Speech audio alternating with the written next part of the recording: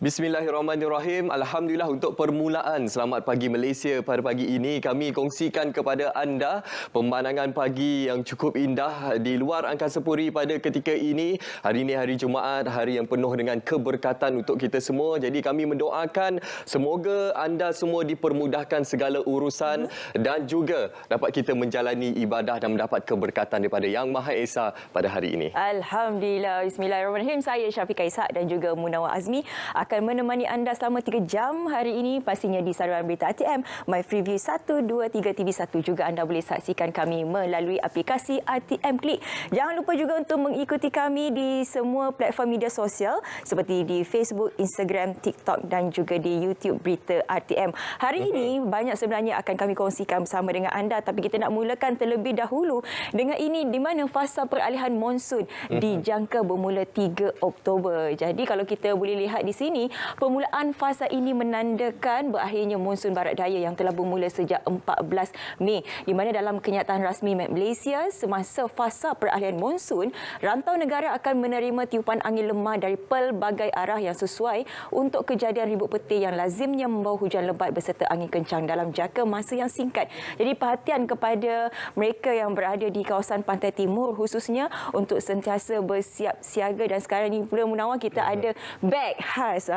Jadi beg tu mungkin perlulah kita ada sebenarnya untuk setiap satu rumah. Bukan saja di kawasan Pantai Timur, malah di kawasan Lembah Kelang juga. Betul tu. Itu antara kesiapsiagaan lah yang perlu kita lakukan secara kendiri untuk memastikan kita semua sentiasa bersiap sedia menghadapi musim tengkujuh dan juga fasa peralihan monsun ini. Dan juga sudah pastinya kita ingin berkongsi kepada anda berkenaan situasi semasa, iaitu apa yang tular di media sosial. Kadang-kadang tak semuanya benar, Syafiqah. Ya, betul. Lagi-lagi berkenaan penafian daripada Jabatan Meteorologi Malaysia, METS Malaysia, berkenaan dengan penularan maklumat berkaitan jangkaan populasi rakyat yang terjejas akibat banjir pada akhir tahun ini di platform media sosial. Dan METS Malaysia menafikan perkara ini dan tidak pernah mengeluarkan kenyataan sedemikian. METS Malaysia ingin menegaskan bahawa penyebaran maklumat berita palsu dan tidak sahih boleh dikenakan tindakan di bawah Akta Komunikasi dan Multimedia 1998. Yalah, kita sedia maklum, Syafiqah, di media sosial ramai yang menyebarkan informasi bahawa terdapat beberapa kawasan tertentu akan mengalami banjir besar dan perkara itu dinafikan oleh METS Malaysia. Apa yang pasti adalah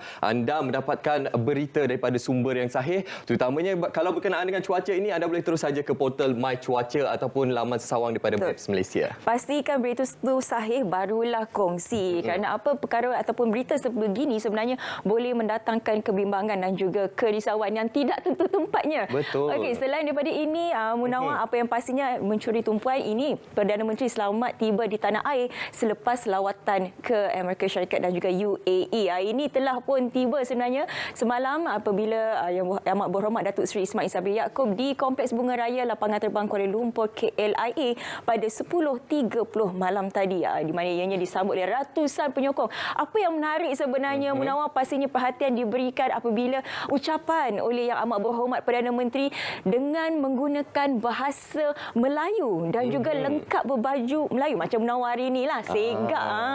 Alhamdulillah. Dan Yang Amat Berhormat Perdana Menteri sangat menekankan berkenaan dengan penggunaan bahasa Melayu bukan saja dalam negara kita, malah juga di peringkat antarabangsa semasa Perhimpunan Agong Pertubuhan Bangsa-Bangsa Bersatu UNGA yang ke-77. Dan ini merupakan satu perkara yang memberi inspirasi dan juga satu kebanggaan buat kita semua rakyat Malaysia dalam kita menampilkan identiti sebagai sebuah keluarga Malaysia. Ya, betul. Sebab tu kalau kita boleh lihat semalam kedatangan ataupun ketibaan Yang Amat Berhormat semalam telah pun disambut oleh kaki tangan Dewan Bahasa dan Pustaka dan juga Wakil Persatuan Penulis Nasional Malaysia. Nampaknya cukup bangga sebenarnya. Betul. Kita rasanya ini antara pertama kali, bukan pertama kali, julung-julung kali sebenarnya yang mana Perdana Menteri kita memartabatkan bahasa Melayu terutamanya di platform global sebegini. Beralih daripada berita Yang Amat Berhormat Perdana Menteri, seterusnya kita nak melihat ini tindakan segera lebih agresif tangani kes pemerdagangan manusia, juga satu perkara yang perlu kita titik beratkan. Kerana apa, semakin lama semakin berluasa. Tetapi Munawar, perkara ini bukanlah perkara baru, tetapi ianya sebenarnya satu isu yang telah lama pun evergreen. Tetapi perlu kita beri satu pencerahan dan juga kecaknaan kepada keluarga Malaysia bahawa ada banyak sebenarnya perkara-perkara di luar sana yang perlu diberi pencerahan sebelum terjebak di dalam isu seperti ini. Betul, ini merupakan satu perkara yang perlu kita berikan perhatian untuk semua keluarga Malaysia berkenaan isu pemerdagangan manusia ini, khususnya apabila kita menerima satu berita tawaran di media sosial bahawa mendapat peluang pekerjaan di luar negara yang menjanjikan gaji yang lumayan. Berhati-hati, pastikan anda terlebih dahulu memeriksa keadaan syarikat tersebut dan juga kita mengetahui keadaan semasa di negara tersebut untuk mengelakkan kita terjebak daripada isu perdagangan manusia seperti yang berlaku di beberapa negara jiran kita sebelum ini. Betul, khususnya kepada anak muda kan kita tahu kebolehan pasaran mereka mungkin agak ada limitasi di negara kita, tapi jangan disebabkan tawaran yang bulan bintang itu mereka terus mengambil tawaran tersebut. Kan inilah yang bakal terjadi kepada anda. Okey, seterusnya kita mungkin boleh terus saja ke berita di mana Jawatan Kuasa Teknikal teliti isu kekurangan bekalan telur. Ini lagi satu hal, Munawar, mana hilang telur. Nak kata ayam tak bertelur, ayam bertelur.